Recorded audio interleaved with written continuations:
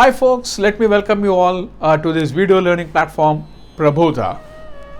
Folks, if you have not yet subscribed to my channel, I request you to subscribe immediately. As well, press the bell button so that you get all the video notifications. Folks, now let us get into the subject. In this video, we are getting into the part 3 of the agenda, which is why the shift. Folks, it's very important that we need to understand why we need to shift from the current practice to a new practice. For this, we first try to establish that selling is a myth. Having understood that selling is a myth, now the second understanding that follows is that why should I now follow the selling process? Why should I now try to sell the product? So if selling process is not the one that I need to follow, nor I should not try to sell the product, then what is the alternative that I have to do? That's what I've been suggesting to you folks is facilitation. So now the point is that what is this facilitation? What is the difference between selling and facilitation? What is facilitation per se? And what benefits I get as well as my customer by shifting from selling to facilitation? Folks, that's what we are going to see in this particular video session. So for this, first let us try to understand the difference between selling and facilitation. So I'm going to take you through 5 points that will give you some idea, what is the difference between selling and facilitation. And maybe you will also understand that facilitation is the best approach compared to selling. So let me start with the point number 1. Selling means pushing and facilitation means pull. In selling, this is the key point based on which the other points are going to follow, the other 4 points. Now selling means it's all about push. Why? Because selling means I have to sell the product. So I somehow try to push my product to the customer. It's on the other way, we also call it as a dumping. In FMCG or the pharmaceutical terminology, we call dumping the product with the chemist or maybe with the doctor. Whoever the customer here in automobile, it's a direct customer. Why I need to push? Because I need to sell the product. Because in my mind, it's always selling. I need to sell the product. When that is there in the mind, I somehow try to make my customer buy the product, which invariably becomes push. And facilitation means pull. It's always a pull that is more effective, not only on the immediate result, but also on the long-term aspect. I'm sure, my dear friends, none of you guys would be like to be pushed. Is it not? How many times when your father says you have to do this, you have to obey what I say, that you really like to do that? When your manager says you have to do this, this is your target, I don't know, you have to achieve the target, how many times you felt comfortable? Because they are trying to push something within you. But what is very important is pull. For pull, I'm going to give you a very simple example. Let's take a flower and a honeybee.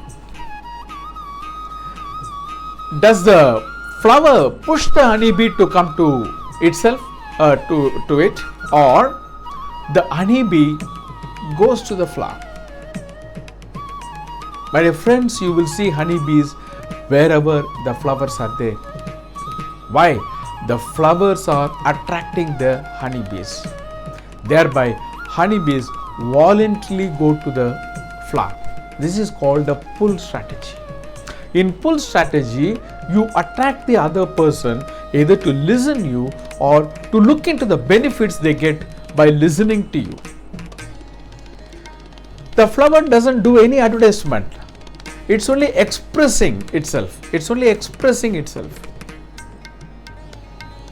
While it expresses in such a way that the benefits in it, not for the flower but for the bee, honeybee, is exposed.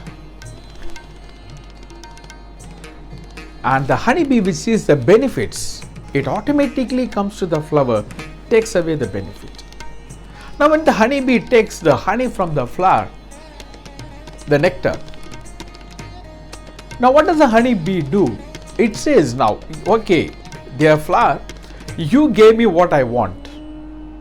Now I need to give you back something. So the honeybee is responsible for the pollination. Without the pollination happening, you can't survive. The whole world doesn't function. So, with a customer giving back to you what you want, your organization doesn't function, you doesn't function, you doesn't survive. So that pull strategy is very, very important. What are the things that are in the strategy is what our next part of the whole video session. We will see this. So folks, it's very, very important in selling. We push the product. Am I right or wrong? I'm sure many of you would agree this. So whatever the stocks that I have to sell it. Whatever the color that I have to sell it in terms of automobiles or anything. So we try to make the customer somehow agree to you, accept to whatever you say,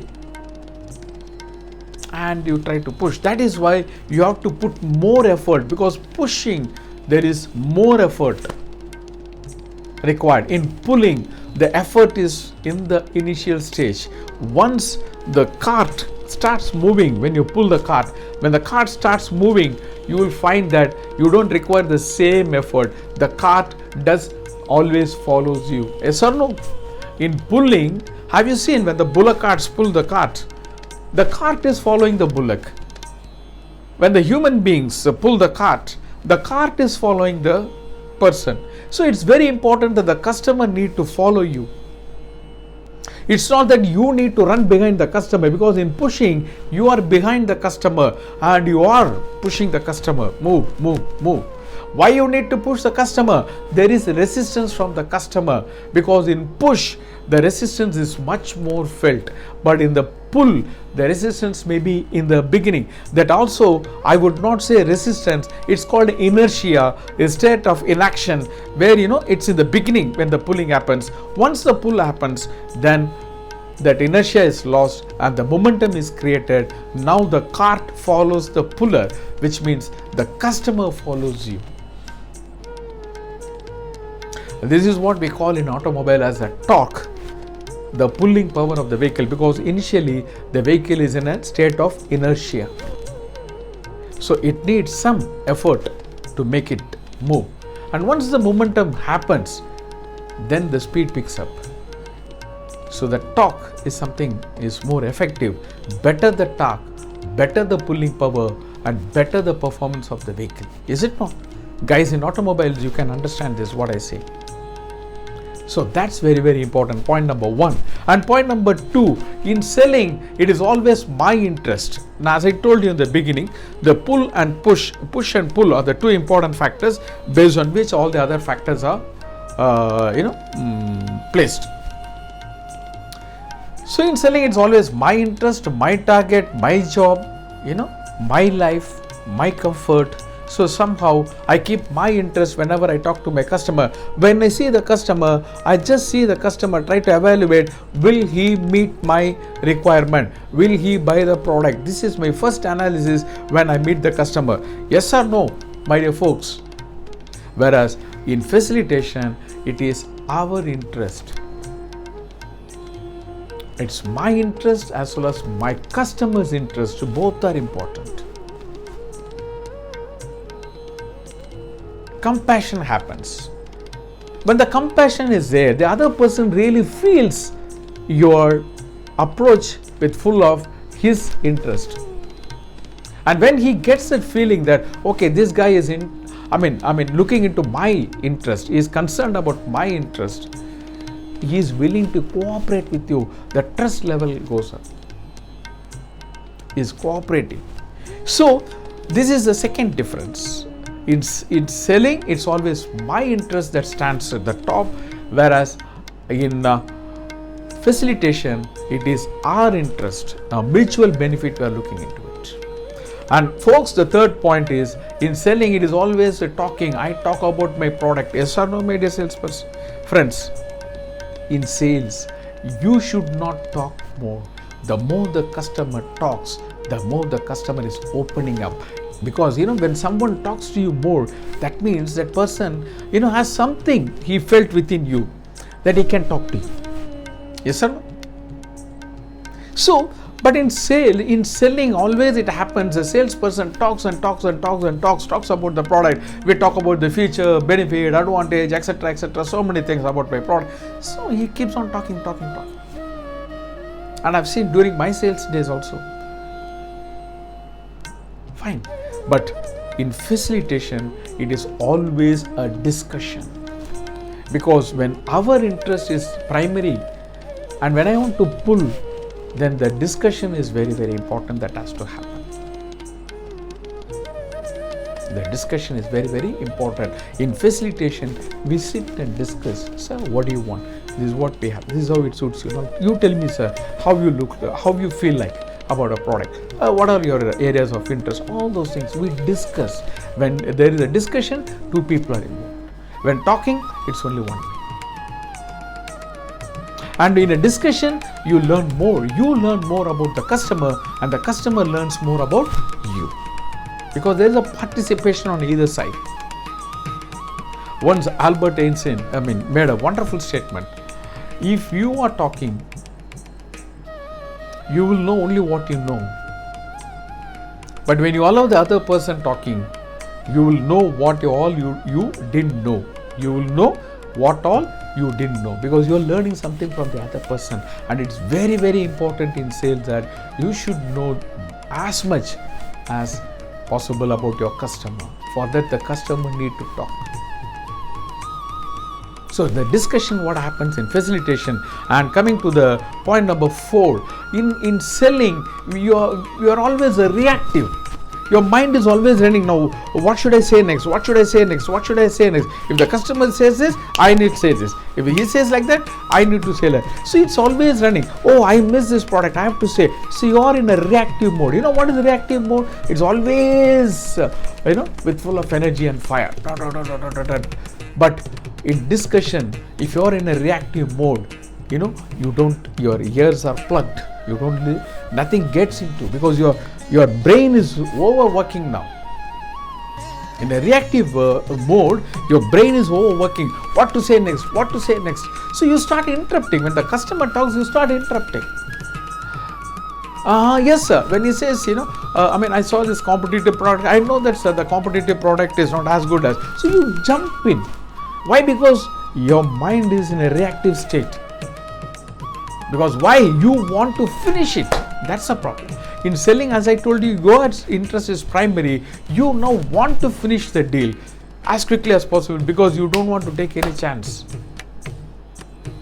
So when you want to finish it as quickly as possible, you are more into a reactive mode. But whereas in facilitation, you are in a responsive mode. You respond to the customer. You listen, because in responding, listening plays a vital part. So you listen to the customer, then accordingly you respond, which means you are going to open your mouth, or you are going to get into action only when it is absolutely required. Until then, you will be in a listening mode. When you are responding, you are syncing with the customer. When you are reacting, the synchronization doesn't happen. When the synchronization doesn't happen, it's two things apart. The best example here, my dear friend, you see the music concert. Whether it is Carnatic music or it's Hindustani music, look how many people are there with the different instruments. Yes or no? But the beauty is that all of them having different instruments playing, they sing so nicely and make the concert a wonderful thing. Yes or no, my dear folks? I'm sure many of you would have listened to any of these concerts, even Western concerts. There's so many musical instruments, and there is also a vocal singer. And look at the synchronization. So where there is a synchronization, it's going to be very, very effective. Very, very effective. There's going to be calmness. Where there is a synchronization, there's going to be calmness. But in reactive situation, the synchronization doesn't happen. If one of the instrument player thinks that my instrument is very, very important in this whole concert, so I'm going to play this above all, and he decides and he does that, the entire concert goes for a 6. The calmness is lost. It is absolutely a disturbed state. Yes or no, my dear friend? So in a responsive state, you are going to respond to the customer, which means you are staying calm, listening, and then you are going to give only that what the customer wants. So that's reaction and response. And coming to the last point, which is equal to talking, I said it is telling and educating. So I made this as a separate point because there is a difference between telling and educating. Telling, you just share whatever you have. In educating, you take the other person also into consideration. You make sure or you clarify yourself whether the other person has understood the whole thing. That's called education. Education is not, teaching means what? Educating. Educating means what? The other person need to understand. Only then the education happens. So education means the other person who is getting educated gets a complete clarity about the subject, whatever it might be. But a person who is in a selling mode keeps on talking about his product, which I told you, he keeps telling everything what he knows. He is in more of a telling mode, which means he himself talks. He doesn't even cross-check whether the other person is understood. And immediately he comes to a closing stage. Sir, so after all this hearing, all those things, sir, now can we close this sale? Can I do the billing, sir? No, but educating. Even in hotels, there are some servers who try to educate the customer on how this item is prepared and how the taste will be, how much you will enjoy, what all the ingredients present in that, and how these ingredients adds flavor to the whole, food item. And those servers are liked by the customer because once the food is served, now the customer is going to eat with full of joy. Because why? He's been educated about it. Now he knows what is what.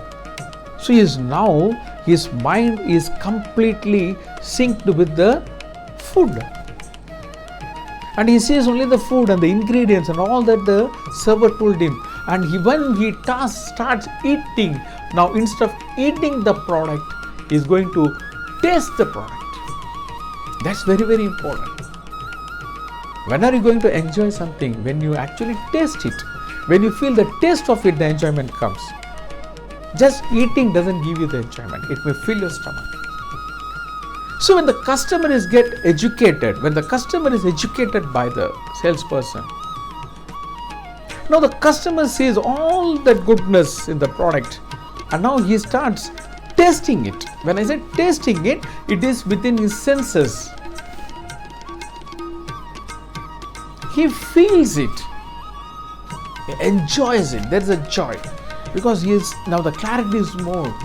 Whatever the decision now he is going to take to buy the product, he is taking it with absolute clarity. There is no coming back. Many a times you might have seen wherever the showroom sales are happening, the customer comes, has an interaction. Maybe it's a mobile shop, maybe it's an automobile shop, textile or whatever it might be. Customer comes, have a chat, and the salesperson says so many things, and then the customer says, okay, give me some time, let me think and get back. So what is it he need to think about?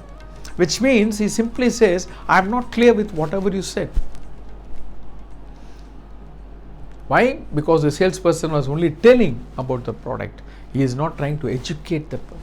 To educate a person, you need to be educated. That's very, very important. If the teacher takes a class and educates the students, then the teacher should be completely educated.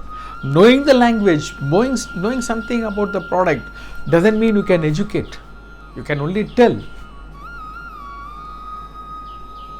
So these are the 5 important things. And if you look at analyze these 5 points, In facilitation, there is a customer salesperson synchronization happening.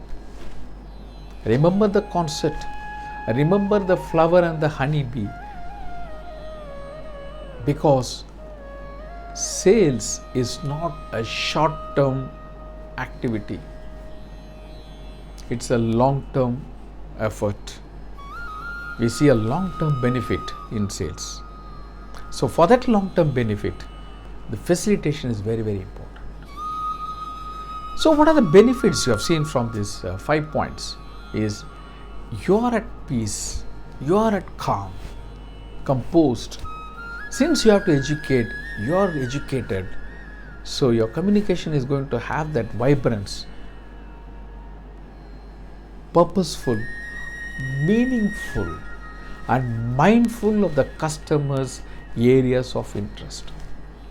That's a benefit for you. Customer looks at you as someone whom he can depend. He is now not looking at you as a salesperson, he is now looking at you as a person who can help in taking the decision on his behalf, or helping the customer to take the right decision. And these are the benefits for the customer. Is he now gets a complete clarity about the product as well as his wants, how his wants are matching with the product. So that clarity gives the customer a comfortness with you as well as the product. And since the customer now feels comfort with you as well as the product, customer is in a better position to take a decision. Even if you want to discuss with, even if the customer wants to discuss with someone in his family or someone, to take, before he comes to the final level of purchasing the product, and any questions put forward by his family members or friends or anyone else, he is in a better position to handle them because you have educated the customer. So the customer gains that confidence and he is taking a decision with full of confidence and trust. So when he buys a product, he is the happiest person. He is going to enjoy that product. He is going to enjoy the product. All that he has learned from you about the product is going to experience. And when he experiences it, he feels that the product is excellent. Not only the product is excellent, he also thinks about you. What a guy. He helped me to get one of the best product that I can have. So he can convince 10 other people and they can come to you. So this is what the key things that I want you to understand in this particular video about the selling and the facilitation, the difference between. Folks, by now I'm sure you will agree that facilitation is the right approach. I won't say a better approach, is the right approach that need to be replaced in selling approach. I have one more thing to tell you in this video. What is facilitation per se? Facilitation is that which helps one to make things easy or less difficult. I think that's what we want. Am I right or wrong? So I'm going to explain this whole thing, how it makes help, getting into the physics, because physics and this facilitation has got a wonderful connection. Demonstrate this with a very simple example. As you know, you might have all done your physics in your school days, where you would have learned about the fulcrum. Fulcrum is the one that helps to balance depending upon the force you give and the action that happens. So this fulcrum I'm using here. So there's a plank, as you see that there's a fulcrum underneath the plank, and it's in the center of the plank.